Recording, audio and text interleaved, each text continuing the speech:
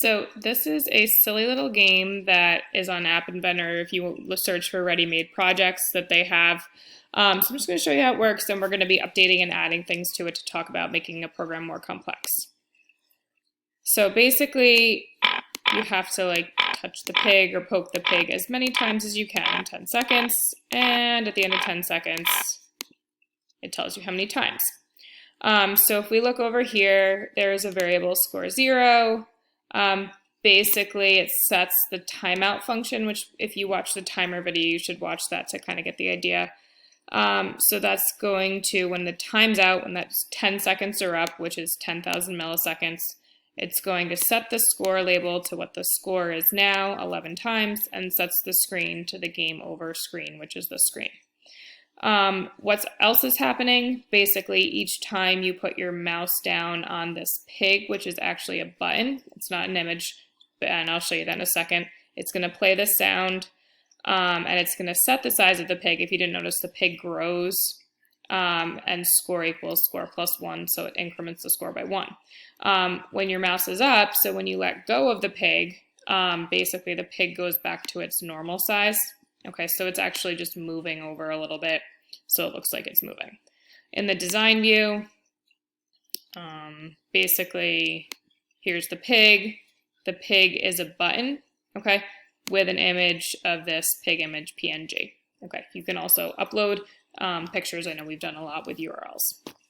So we're going to add some things to this. So I actually, just to save time, I'm going to switch over. I'm just going to pause the video. Actually, I think I have it in here. Okay, I set up a bunch of different things. I kept the code the same, so I just cut and pasted the code. But then you'll see I added a couple different things here, and I put down the names of each of those components. So on the main screen, I still have the pig.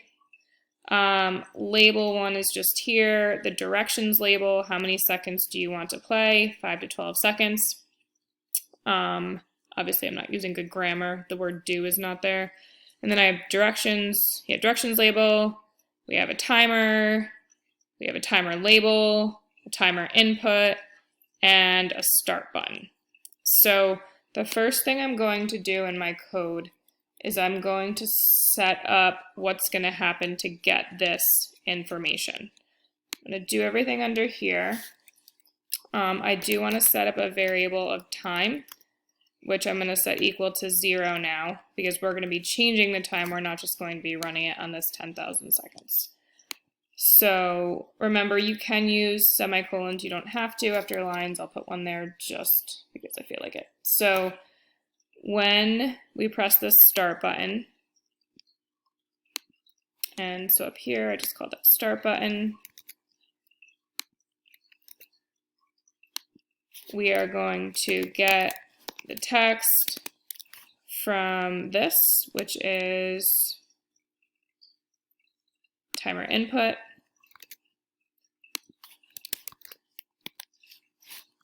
And we are going to put that into this time variable, which I set up here. Okay, so a couple other things are going to happen when we click the start button. We want to update the timer, which is basically just this label here. Okay, so I just went and looked at my design view, and there is no need for this timer. It's like something random I had in the grass that I didn't use, so I got rid of that. So basically, once we get the text, we're going to set the text of this right here, which is kind of what's going to count our time. It says time right now, so we're going to set the text of that, which is the timer label. And we are going to set it to the time variable. Now, one other thing that I decided I wanted to do, just to kind of show some sort of mathematical properties in this, just to show you how to change something else, I'm going to do set property.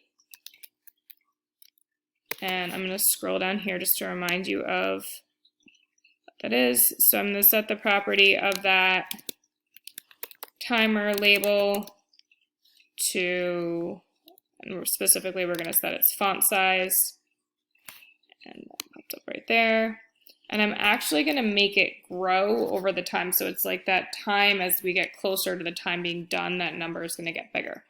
So what I decided on was I'm going to do 30 for the font minus 2 times the time. So when it gets down to 1 second, it'll be at 28 font. When, if we, for example, were at 10 seconds, it would be at 30 minus 20 is 10 for the font. Now, when I look at this, I don't know, this is kind of something I don't really want to look at when I look at that start button if I'm looking at it quickly. So I'm actually going to cut it and make a function. So function, I'm going to do this as update timer because I actually want to use it later too. Okay. So, and down here, when I click the start button, I'm just going to update the timer to show that value. Okay, so here's some mathematical concepts if I'm looking for, different types of things I need to write about in the create task. So now we want to continue, we want to make that timer go, so we need a timed loop. So I go to control, I'm going to pull in the timed loop. Every second we want it to happen. So from here, we want to make the time go down by 1, so we could use time minus minus. We can also use time equals time minus 1. I'm going to use time with 2 negative signs here just to kind of do something different than the last video.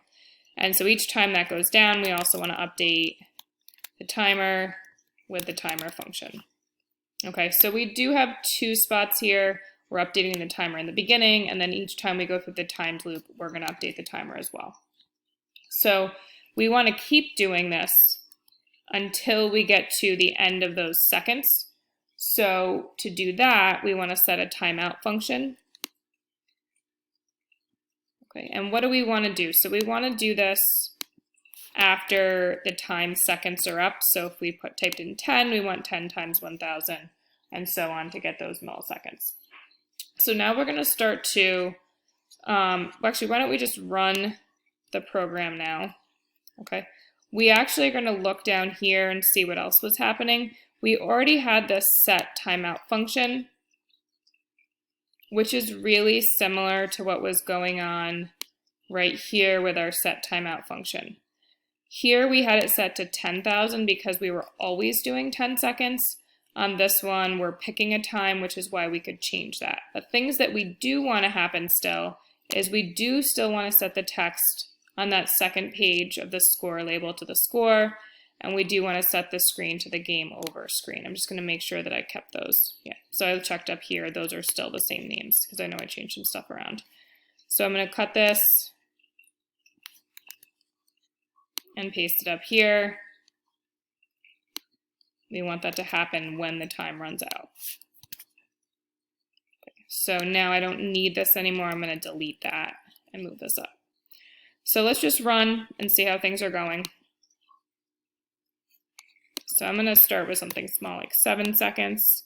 Start, the 7 comes down here. We see it's counting down. So I can click on the pig a couple times. Notice this is getting bigger. Okay, so I got an 8. So other things on this page now I added, and as I said, I added all these elements so that kind of shorten the video. I have a play again button, and I also want to see past scores. So I'm going to work on this play again button first. So I'm going to pull in an event handler for the play again button. Just looking up here, I actually, for reasons you'll see on the next page, have this as play again button 2. You'll see it's on the game over screen. So I'm going to use that one in my event handler. And when we want the play again button to be clicked, the most obvious thing we want to do is to go back to screen 2, but there's actually some other things that we want to happen as well. So first off, we'll do set screen, main screen is what we called it.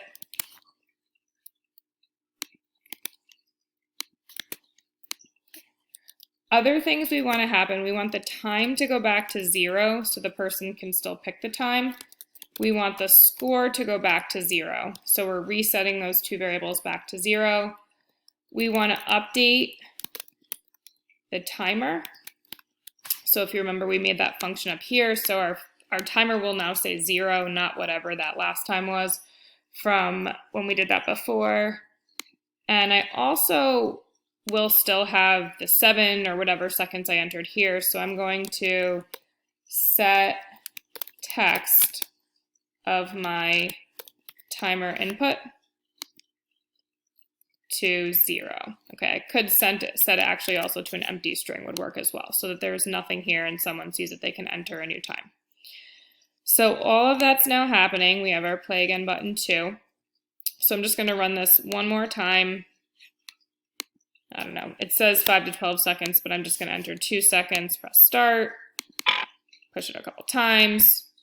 We'll try our play again button.